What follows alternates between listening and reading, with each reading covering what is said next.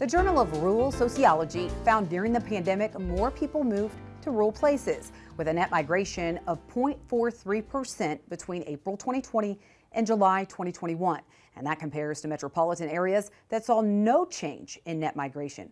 But it wasn't a mass exodus, with people leaving urban areas to move to the country like some expected. John Phipps explains. Looking at rural depopulation from a distance is unsettling.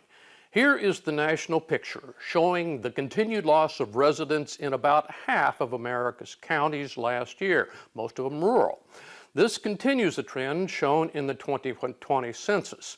Seen at ground level, there is another process at work that I have long compared to a nuclear physics phenomenon: critical mass.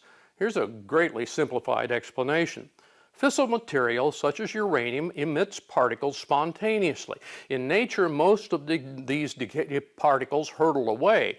If the material is purified and packed densely, uranium emits neutrons, which then hit neighboring atoms, releasing enormous energy and freeing even more neutrons. Lather, rinse, repeat. This is labeled a chain reaction. There's a precise amount and density of fissile material where the neutrons generated from collisions of atoms match the number of neutrons lost to their surroundings.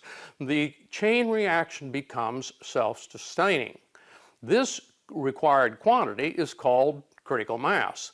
Managing the amount and structure can generate a controlled flow of energy, like in a nuclear power plant. The point is, there is a clear breakpoint with how much and what shape below which fission doesn't work. The concept of an absolute minimum amount of material, critical mass, has always struck me as applicable to social and cultural collections of people.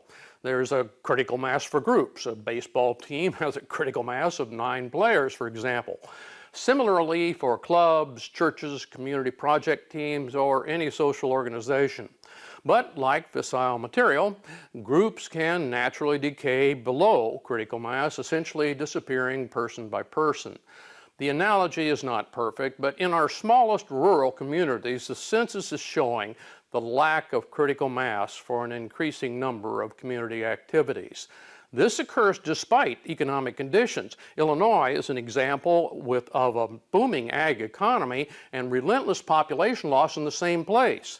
While government funds and local economic resources can help, they can't fill the pews in meticulously maintained churches or the bleachers in shiny new gyms. With growing public antagonism to immigration and plummeting birth rates, where will the needed people come from? Like uranium, there is no substitute for the massive population, and there is scant evidence the decades-old trend of rural depopulation will reverse to create the critical mass needed for self-sustaining communities. Thanks, John. An obsession with farmalls. We're off to Kansas to meet one avid collector in Tractor Tales next.